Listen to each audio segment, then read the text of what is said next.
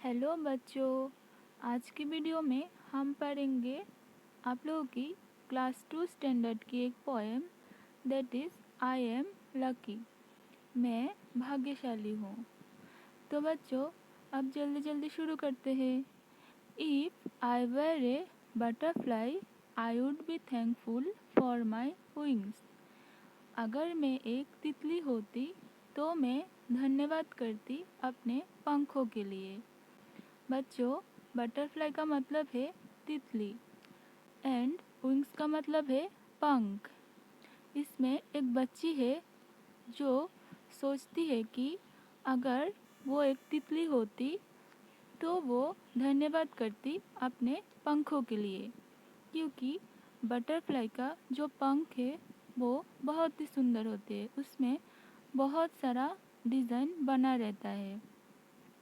इसलिए वो बच्ची सोच रही थी कि अगर वो एक तितली होती तो वो गॉड को धन्यवाद करती अपने पंखों के लिए।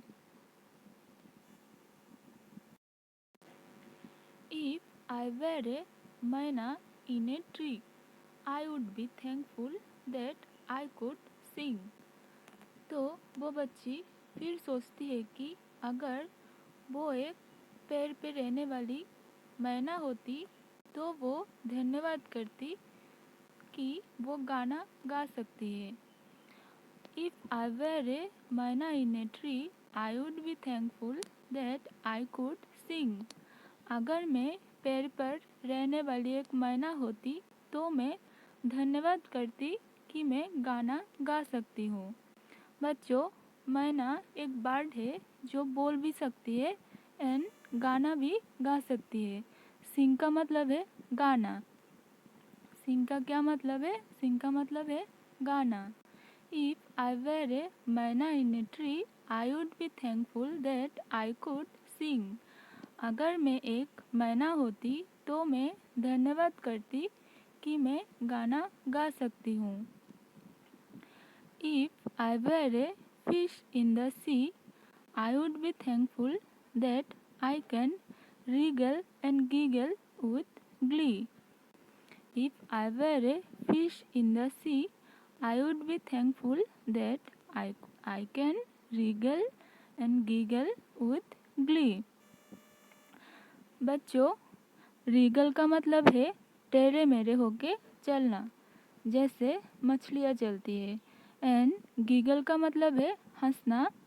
glee का मतलब है मज़े करना। तो बच्चों, वो बच्ची फिर सोचती है कि अगर वो समंदर की मछली होती तो वो धन्यवाद करती कि वो टेढ़े मेढ़े होके चल सकती है एंड मज़े से हंस भी सकती है।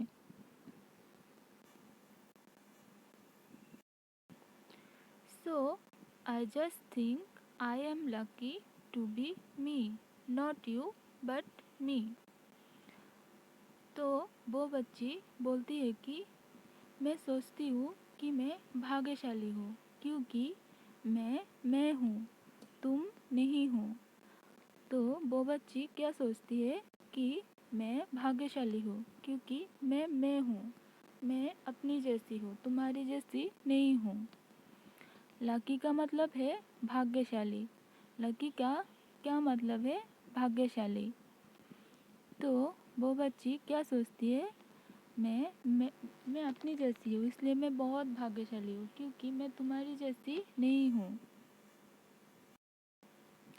If I were an elephant I would be thankful that I can raise my trunk. तो बच्चों, ट्रंक का क्या मतलब है? ट्रंक का मतलब है सूंड। हाथी का जो लंबा नाक है उसे कहते हैं ट्रंक, सूंड।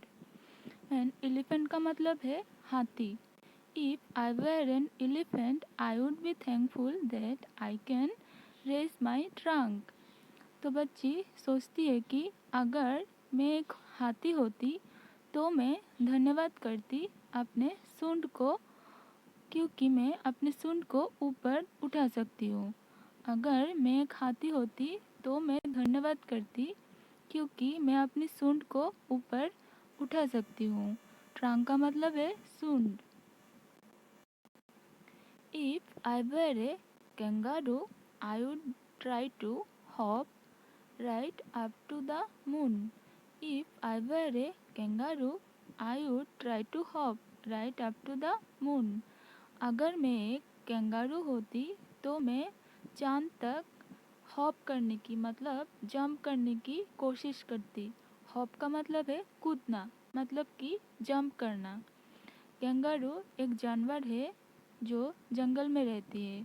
उसकी पेट में एक पाउच होते हैं जिसमें वो अपने बच्चों को रखती है और वो हॉप करते करते चलती है, मतलब कूद के चलती है। तो वो बच्ची सोचती है कि अगर वो एक कंगारू होती तो वो चांद तक हॉप करने की कोशिश करती, मतलब कि चांद तक जंप करने की कोशिश करती।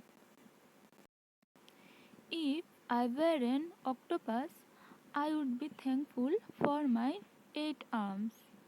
If I were an octopus, I would be thankful for my 8 arms. Octopus एक जीव है जो समंदर में रहते हैं। उसकी 8 हाथ होते हैं।